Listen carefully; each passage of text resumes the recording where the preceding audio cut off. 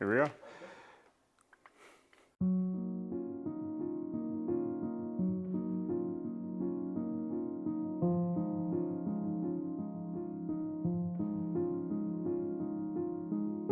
My name is Bentley Taylor Ross Caldwell. I was born March 1st, 1984 in Paducah, Kentucky. My mother's name is Stephanie Vernice Caldwell. My mom, she was 19 at the time and was living with my mama. They were, for all intents and purposes, poor. Yeah, it wasn't a great situation, but you know, they were doing the best they could. My mom had graduated from high school, was getting ready to start college. So she was going to a summer camp called Upward Bound, and that's how she met my father. My father's name is William Earl Jones. Again, my mom was 19. My father was a visiting professor. It is a little foggy as to how everything kind of went down. Some people say they dated that summer. Other people say that they just had kind of like a one-night stand. My mom gets pregnant with me. My father had gone back to Oklahoma. She reached out to him to say, hey, I am pregnant. He initially denied it. He thought that my mom had a boyfriend and that the boyfriend could be the father. So he came back to Kentucky to do a blood test for paternity. It came back that he could be the father, but the alleged boyfriend at the time, nobody could find him. They searched for him. My father, through a lot of just like legal action, he was court ordered to pay child support for me. He didn't feel that I was 100% his son, and so he didn't want to acknowledge. And so for him, he made the decision to not be present.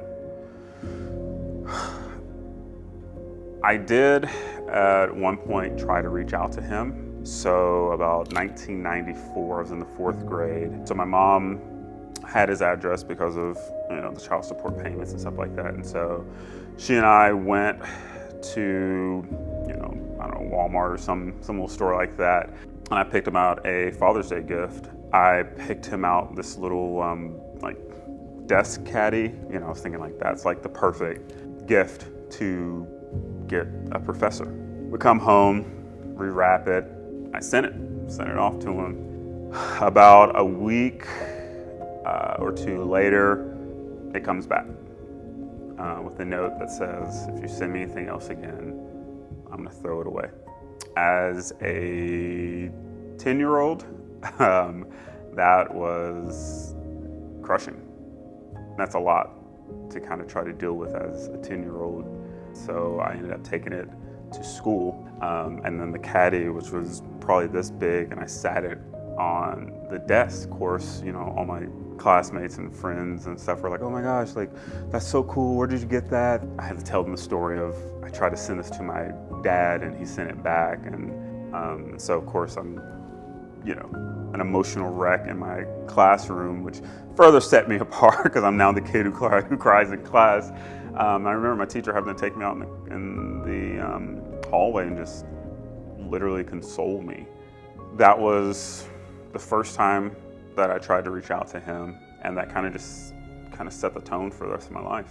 For me, that was him saying, like, I don't want you, I don't want to know you, I don't want to be a part of your life. And so I had to just deal with that at a young age. The effect that it had on me, I was always essentially kind of left out in a lot of ways. You know, if it was ever like, bring your parent to school or something like that, it was like, well, my mom is working because we eventually had my brother. So it was like my mom was a single mother raising 2 kids. It's like, my mom's not gonna be able to come to that. And then obviously I don't have a father. So fortunately, I did have various, you know, men in my life were able to fit in the mold of a father. So it was almost like a mosaic, but it was never quite the same. So yeah.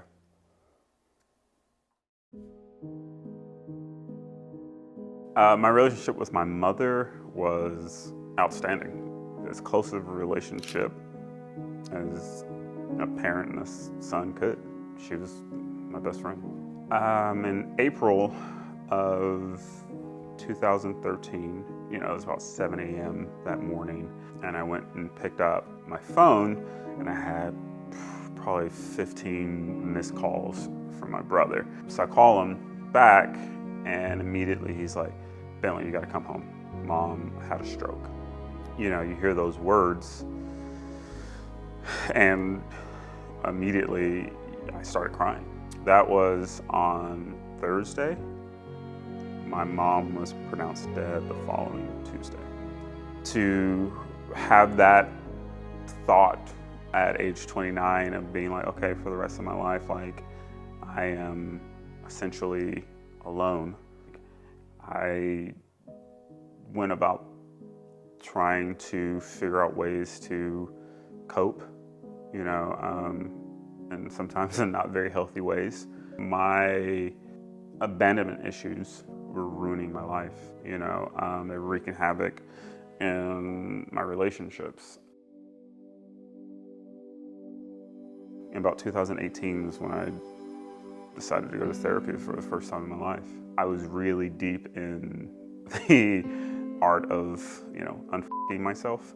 And so what I was realizing was a lot of my trauma was stemmed around my relationship or lack thereof with him. The more I started to dig deeper into that, the more I was like, I gotta find this guy.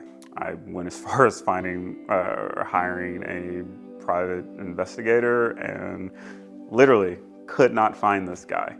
2021, March of 2021, so it was around my birthday and my mom's birthday. My cousin John, who's like my best friend, he sent me a text and he said, "Hey man, I found him." And I was like, "You found who?" And he was like, "I found your dad." He ended up finding his wife and just basically backtracked and found him, and he sent me his address, his telephone number, Facebook photos, the whole nine. I sat on that information for about 2 years, and then at the beginning of 2023, I was like, okay, you're 39, getting ready to be 40.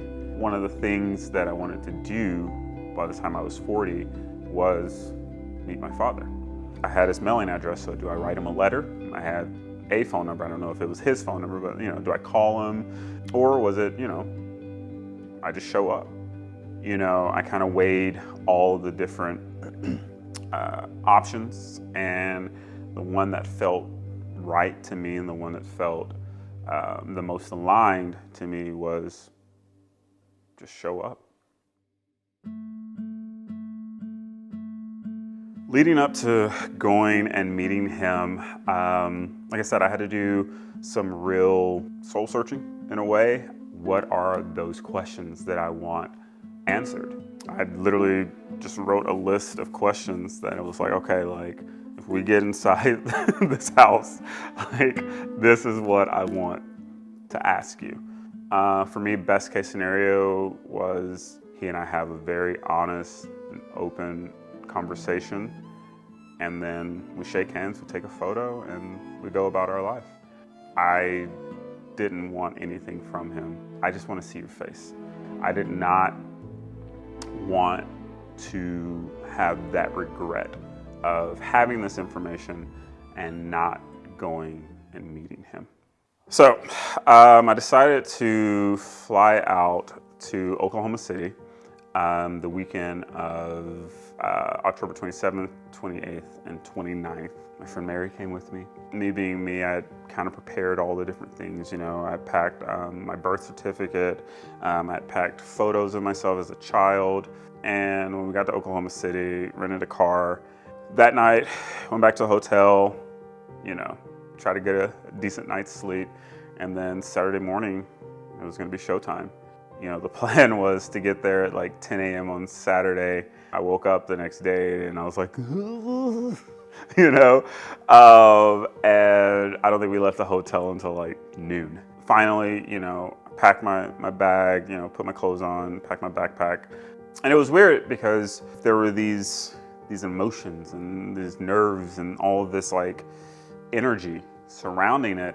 And the weird thing was, I knew those emotions because I had been a performer.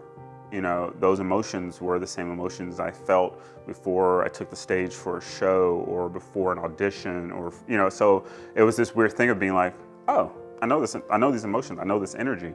And so I was able to self-regulate, to go, okay, like, you're good, you got this. We pulled up in front of the house. We got out of the car, we're walking up the sidewalk. We get up to the porch, we're on the porch. I rang the doorbell, nothing, I couldn't hear anything. So I was like, okay, like, ring the doorbell again. And then all of a sudden I start hearing some like commotion behind the closed door. And next thing you know, the door opens. It's his wife. I kind of had a feeling actually going up to the door that it was going to be her for some reason. You know, thank the Lord for some theater kids, you know, but I'd already rehearsed what I was going to say. And so when she opened the door, through the glass door, kind of said, you know, hello, can I help you? And I said, hi, is Earl here? And she said, may I ask who's asking? And so there was this pause.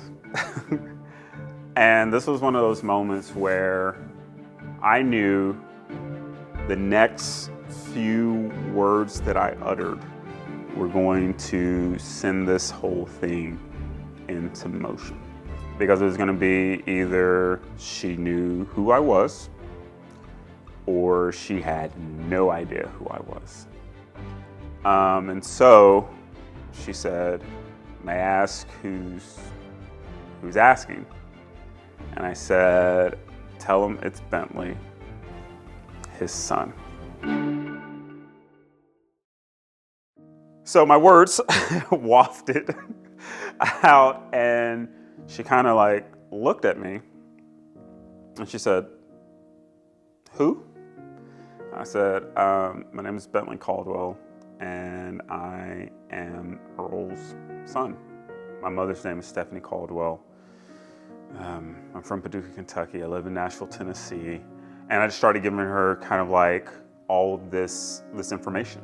She was like, okay, well, just give me a second. And she goes back into the house and closes the door. And so at this point, Mary and I are like standing on the porch, and we're like, holy crap, like he's in the house, like he is here. My father is in this house.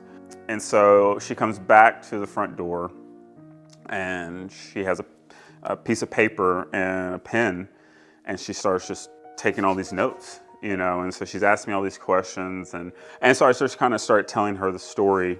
And so she asked me for, you know, just some contact information.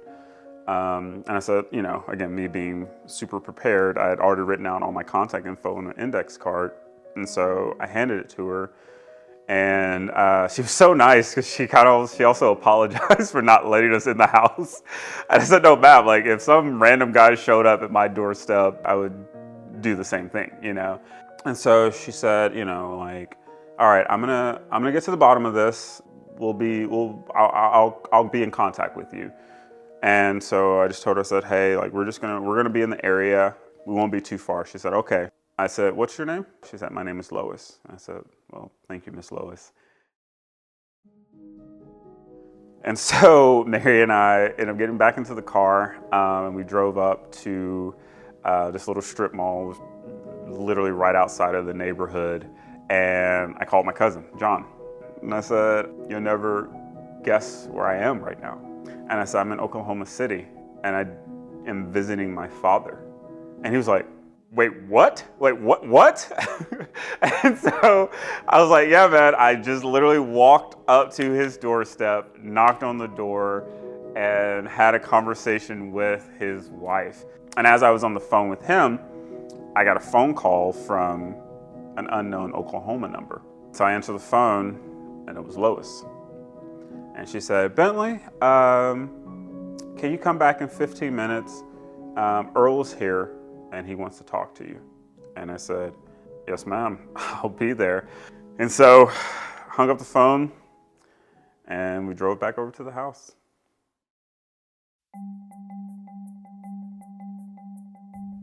We get to the house, we pull up in front of the house, and I'm getting out of the car, and I look up, and he is in the doorway. Holy crap, like, that's him. He welcomes us in, asks us to have a seat, and he looks at me, and he just goes, so what do you see? And so I looked at him, and I said, what do you see? And from there on, he went into the story of he and my mother. At Upward Bound, he was a professor, and then, like I said, he alluded to the fact that my mother had a boyfriend at the time. Earl wasn't 100% sure that he was the father. They had taken an initial blood test, and it came back that it was inconclusive. And so for him, he wanted to do a second blood test to be 100% sure. My mother refused to take the second blood test. It kind of just went into this kind of like legal battle. It was ruled that based on the initial blood test that he was my father. His decision to not be in my life was stemmed from not getting that second blood test. As I'm hearing this story, I had to kind of remove myself from the situation a little bit and go, okay, like, what is the context? With my mom, again, she's 19 years old. She had to do what she felt was right. Whether she knew that my father was 100% my father or not, she still had to make a decision. The way my father saw it was Stephanie had to take care of her baby. They were literally two quote unquote adults, making the best decision they knew how to make with the information that they had. I did ask him about the present. As he was speaking, I said, I was in the 3rd grade, around 1994. I sent you a present. And as I was saying that, he responded back to, and I sent it back. And I just kind of like sat there, and I was like, okay, let's talk about that then. And he essentially said that he had asked my mother for all these medical records for years. So at that point, I'm 10 years old, which means he had been paying child support for 10 years. He was like, no, I asked you for these things. Give me these things. Don't send me, a Father's Day gift out of the blue. And so he said, yeah, so I sent it back. He said that, and then he said, but that had nothing to do with you. That was between me and your mom. To which I responded back with, no, it had everything to do with me because I picked that present out for you. And he was kind of alluding to, I was still like a baby. And I said, I wasn't a baby, I was 10. I was in the 4th grade. It's like I vividly remember what that felt like. And, in his own way, he kind of apologized. He didn't do it to intentionally hurt my feelings. I don't know, there was a little bit of forgiveness there for him, being like, hey man, like, again, if I were in that situation, I probably would have reacted in the same way. It was one of those things where it was kind of like a redeeming conversation around that, because that present incident was such a massive traumatic experience in my life. To have an open, honest conversation about that was actually really healing.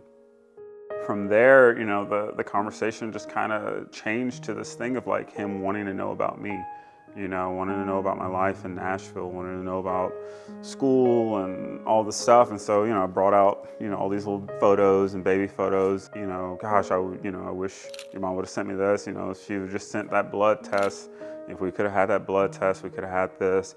And so I had this moment of being like, okay, like, would you be willing to do a DNA test now? And he kind of paused and he was like, yeah.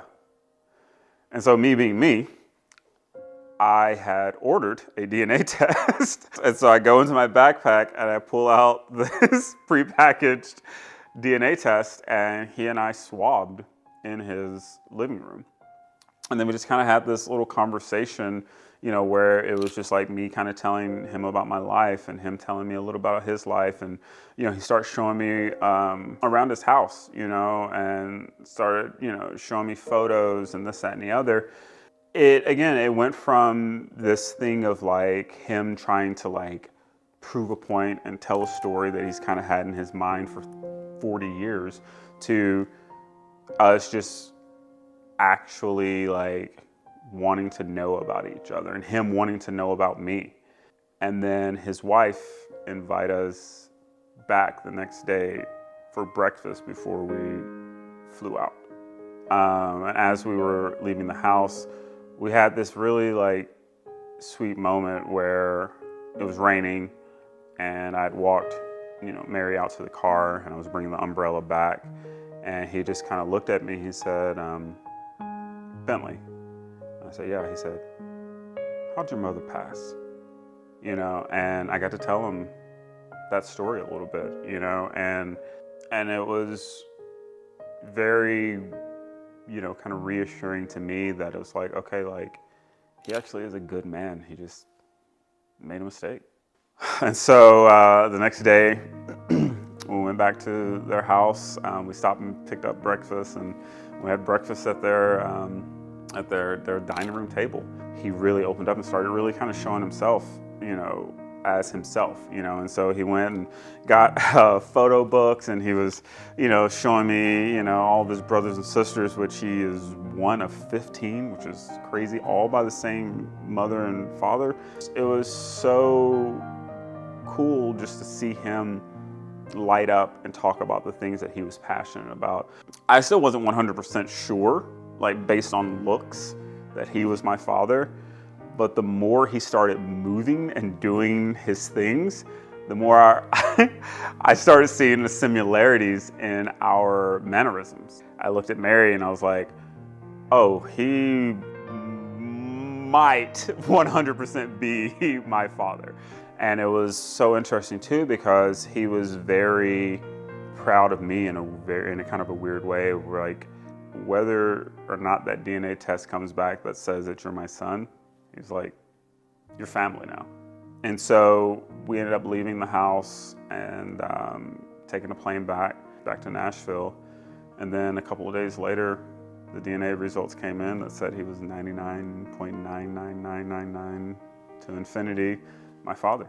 You know, we got on the phone and had to have a conversation about that, to have a conversation about what this relationship is gonna look like.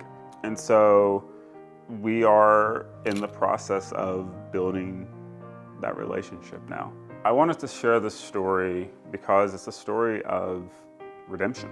A lot of people don't get to have these kind of endings to stories. It's also a story of empathy and grace. I could still be so angry at him, you know, and he could be angry at my mother, and, you know, my mother could have been angry at him for her lifetime, you know, and none of us were like that. I just felt that like this story needed to be told for anybody who else is out there trying to, you know, repair those broken relationships, whether it's with parents, siblings. So yeah, so I just felt like this is a beautiful story of redemption, and just needed to be told. I feel good. I think it's good. Cool. Yeah. Done. Bye.